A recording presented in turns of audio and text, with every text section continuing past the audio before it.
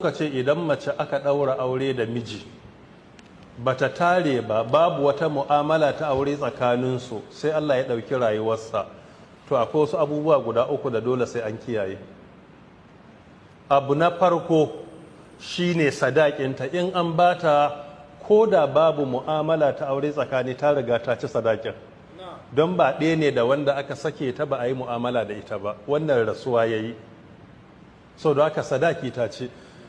In ba a ba da sadaki ba kuma ba a ayyana ba saboda yana halatta a jinkirta, to tana da me za a ba ta sadakul mithil, sai a duba mace kwatankwacinta a daraja nawa ne. A wajen daraja in ana yi mu kiyaye, Allah ya halice mu duka bayi ne amma ya ɗaukaka wasu akan wasu. In aka samu mace da za a ce ga ta nan darajarta, darajar mace na faruwa na farko alakarta da Allah, tana da imani, na biyu ilimin da Allah ya bata.